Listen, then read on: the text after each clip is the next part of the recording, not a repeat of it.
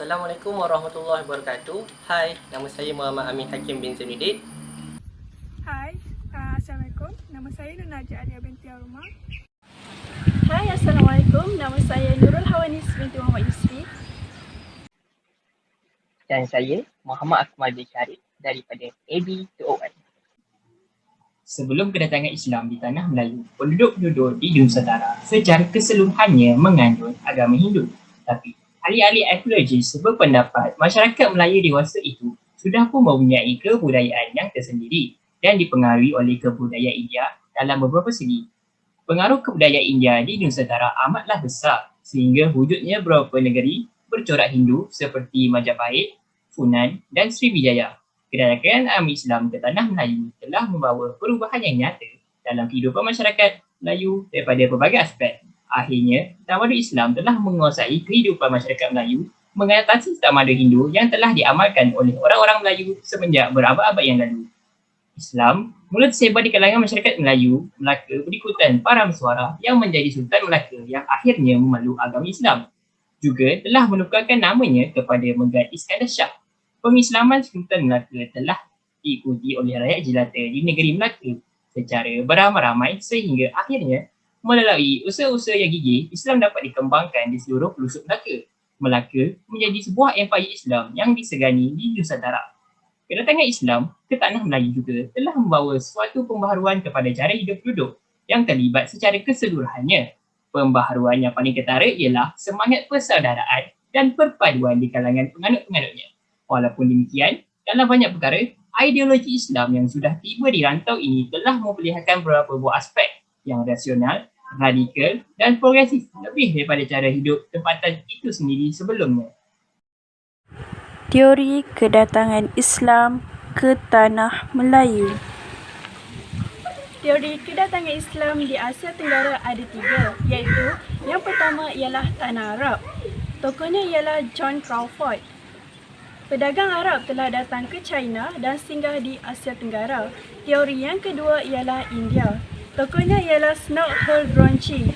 Hubungan perdagangan antara India dan Asia Tenggara, dan akhir sekali, teori yang ketiga ialah China. Tokohnya ialah Emmanuel Gardiner Ho. Pedagang Islam dari Canton menyebarkan Islam di Asia Tenggara. Bukti penyebaran Islam di tanah Melayu. Seterusnya, bukti penyebaran agama Islam ke tanah Melayu. Penemuan bukti oleh para arkeologi menunjukkan bahawa agama Islam telah tersebar ke tanah Melayu pada zaman kerajaan awal, iaitu zaman Kesultanan Melayu Melaka, dengan penemuan batu bersurat di Terengganu 702 Masihi, di Alustar 904 Masihi. Ini telah membuktikan bahawa kedatangan Islam telah tersebar pada abad tersebut. Berdasarkan pengetahuan dan pengajian tuan-puan, bolehkah tuan-puan menceritakan sedikit sebanyak mengenai sejarah kedatangan Islam?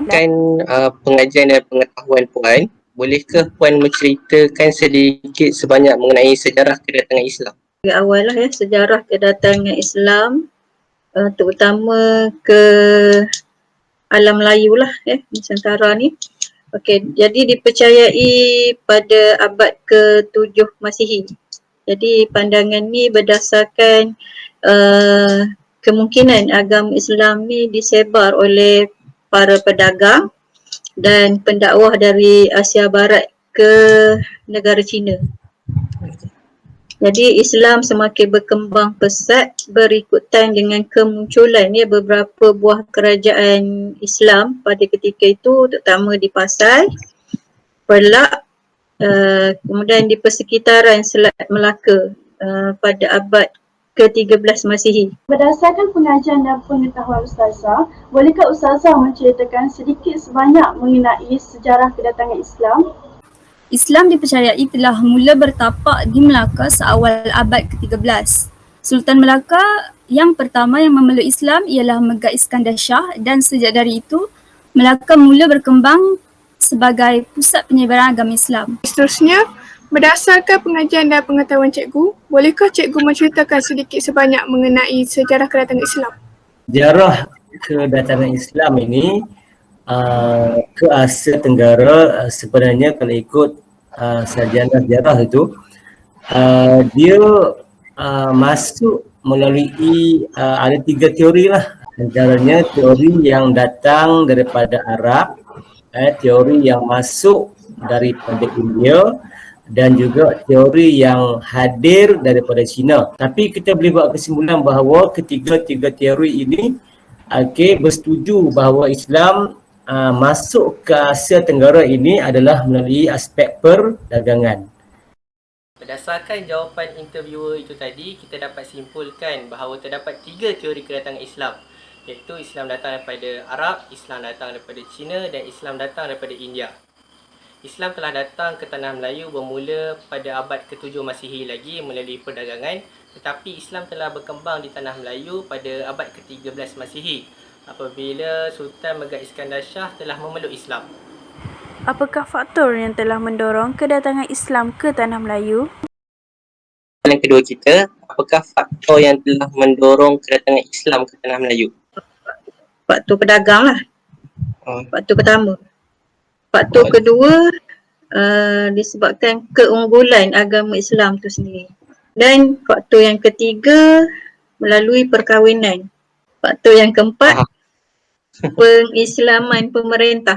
Okey, faktor yang kelima perlumbaan penyebaran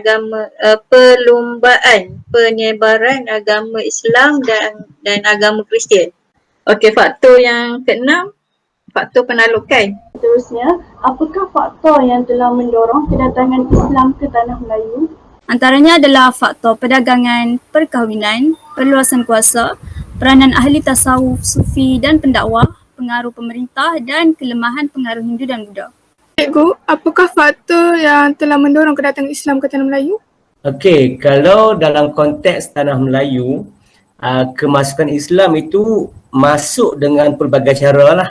Antaranya melalui aspek perdagangan. Selain pada faktor perdagangan, Islam juga disebarkan melalui perkahwinan. Dan banyak lagi lah, antaranya dengan cara pendakwah, dengan pendakwah Islam sendiri yang sebarkan Islam. Lepas tu dengan cara hidup Islam. Cara hidup Islam yang dapat menarik minat orang akan peluk Islam.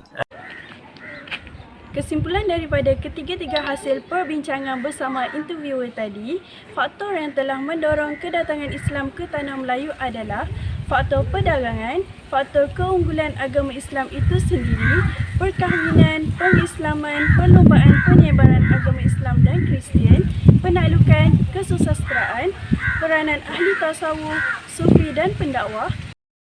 Bagaimanakah cara penyebaran agama Islam ke tanah Melayu? Dan ketiga, bagaimanakah cara penyebaran agama Islam ke tanah Melayu? Kita nak detailkan lagi. Okey, pertama mestilah melalui perdagangan semewaan lah. Kemudian melalui perkahwinan tadi.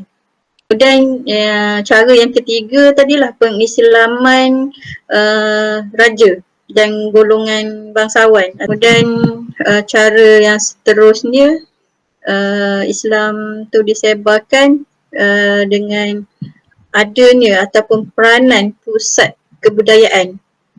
Seterusnya Ustazah, bagaimanakah cara penyebaran agama Islam ke tanah Melayu? Penyebaran agama Islam di tanah Melayu seperti yang saya telah sebut tadi adalah kerana aktiviti perdagangan itu sendiri. Cara penyebaran Islam di Melaka juga adalah dengan adanya peranan sultan, peranan ulama dan juga madrasah. Okey, bagaimana pula cara penyebaran agama Islam ke tanah Melayu? Okey, cara penyebaran macam tadilah, daripada faktor perdagangan, daripada faktor perkahwinan, daripada faktor pengislaman raja, daripada cara hidup Islam. Kesimpulannya, cara penyebaran agama Islam ke tanah Melayu oleh ketiga-tiga interviewer ini ialah tersebarnya melalui perdagangan, perkahwinan, pengislaman raja dan bangsawan atau golongan pemerintah, kelahiran kerajaan Islam, peranan pusat perdagangan, peranan sultan, peranan ulama, madrasah dan sifat agama Islam, cara hidup Islam. Ini telah menarik minat para penduduk tanah Melayu untuk mendalami ilmu agama Islam. Terdapat 3 buah kesimpulan yang dapat disimpulkan daripada tajuk ini. Kesimpulan yang pertama ialah sejarah kedatangan Islam ke tanah Melayu dibahagikan kepada beberapa teori, iaitu dari semenanjung Arab, China dan India berdasarkan bukti yang telah ditemukan. Kesimpulan yang kedua ialah kita mengetahui bahawa terdapat beberapa cara penyebaran Islam ke tanah Melayu, iaitu daripada perdagangan, perkahwinan, peranan pusat kebudayaan, keistimewaan Islam itu sendiri dan kesusasteraan. Kesimpulan yang terakhir ialah kedatangan Islam di tanah Melayu membawa kesan daripada berbagai aspek seperti pendidikan, politik, ekonomi serta juga sosial. 3 cadangan yang diutarakan oleh interviewer untuk memberi kefahaman mengenai agama Islam kepada masyarakat ialah: yang pertama, menggunakan platform media sosial secara kreatif. Yang kedua, pihak kerajaan boleh mengadakan lebih banyak program Islami yang menarik, contohnya seperti forum mengenai pandangan Islam tentang isu semasa.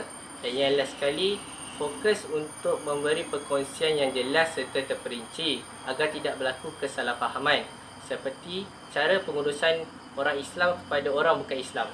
Terima kasih yang tidak terhingga kepada Dr. Elmi bin Baharudin kerana sentiasa memberi tunjuk ajar kepada kami semua untuk menyelesaikan tugasan ini. Sekian, terima kasih.